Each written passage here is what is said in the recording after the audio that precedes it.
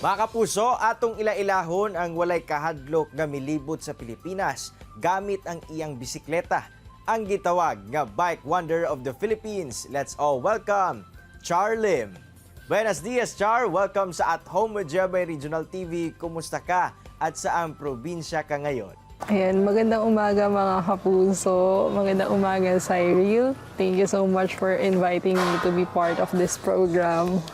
Alright, mga kapuso, alam nyo ba nga si Char po ay meron ng halos 100,000 followers sa kanyang social media page at may 75,000 subscribers na sa kanyang YouTube channel.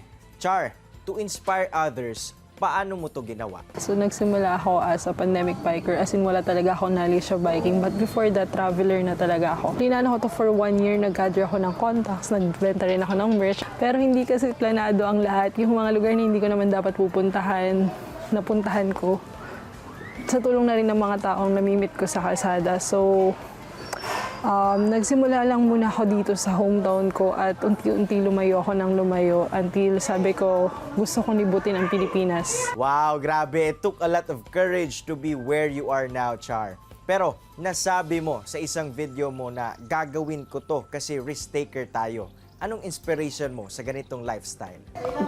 So this inspires me na mag-level up, na hindi lang tayo nakakulong dito sa comfort zone natin. Gusto ko laging may bago. Gusto ko gumawa ng mga bagay na hindi ko pagsisisihan na ngayon nagawa ko na siya. Kasi paano kung tumanda ako tapos hindi ko na siya magawa. Alam mo, Char, nang dahil sa mga travel vlogs mo, para na din kaming pumunta at nagpasyal sa lugar na hindi pa namin napupuntahan. Kwentuhan mo naman kami sa experience mo dito sa Mindanao. Coming from Luzon, I can only hear negative news about Mindanao because yun nga, na-generalize natin yung isang lugar. So when I visited Mindanao, parating ko pa lang dito. Coming from Luzon, madalas naririnig ko sa balita is mostly headline ng Mindanao more on bad news. I was expecting na yung Mindanao is talaga siya, liblib na lugar, mabundok. So yun yung impression ko. So when I arrived here in Mindanao, nagulat ako, surprisingly, normal lang siya. Para lang din ako nasa Luzon na magbabike sa napakalapad na kalsada. Actually, mas maganda pa yung mga kalsada dito. 4 lanes, sobrang smooth ng mga kalsada. At yung mga tao, napakabait nila. Yun, napansin ko din dito sa Mindanao, mas welcoming yung mga tao. Siguro dahil bihira din yung mga tourists. So, yun, nag-iba talaga yung impression ko dito sa Mindanao. Char, sa tingin mo, what are the must-go-to places here in Mindanao? My top 5 favorite provinces are usually mga island. Ayoko talaga ng mga big cities at mas na-appreciate ko yung mga small na isla. So, yung mga favorite na napunta ako dito sa Mindanao is number 1, Camiguin. Tapos, yung Dinagat, di ko masyadong na-explore but I really love Dinagat. And of course, Siargao. And Samba Sulta. Sama ko na rin yung bukid doon kahit di siya isla. So, I really enjoyed these places. At yung ilan dito, part siya ng top 5 favorite province ko sa Philippines. So, yun. Char, recently you've been to Zamboanga, Basilan, and Jolo. Alam mo, when you say to people na pupunta ka sa ganyang lugar, talagang sasabihan ka na huwag kang pumunta, nakakatakot dyan. What are your unforgettable experiences ba sa mga lugar na ito? Pumunta ko dito, nakita ko yung hindi lang point 1, ang daming positive sides, especially sa mga tao, sa mga lugar at sa culture na rin. Yun yung maganda dito sa dulo ng Pilipinas. Rich na rich talaga yung culture nila, particularly sa Samba Sulta, sa Basilan, Jolo, Tawi-Tawi.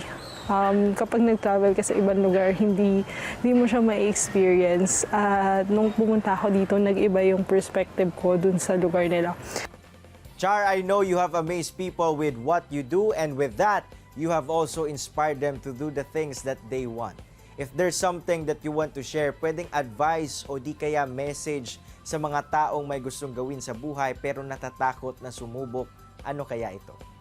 Pero sa mga takot sumubok gawin yung mga bagay na gusto nilang gawin, all you have to do is try it. Kasi diba, paano mo malalaman kung nakakatakot yung isang bagay kung hindi mo siya susubukan? Because may mga bagay naririnig lang natin yan. Pero kung ikaw mismo yung makaka-experience nung ganda, nung lugar, mawawala lahat ng mga negative thoughts mo. So that's what happened to me when I visited all of these places. And kung takot kang gawin tong isang bagay, number one, gawin mo muna siya bago ka matakot.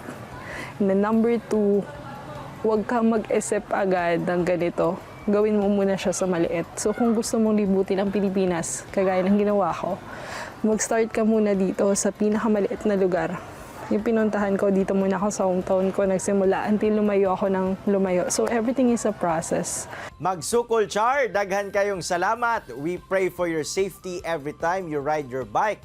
May you continue to inspire other people and continue to show off what we have here in the Philippines. Mabuhay ka. Thank you so much, GMA Regional TV, for inviting me to be part of this program. At sa mga nanonood ngayon, napakaraming pwedeng puntahan dito sa Mindanao. Sana ma-wonder nyo rin siya from landscape, people, and even the culture. So, yun, punta kayo dito.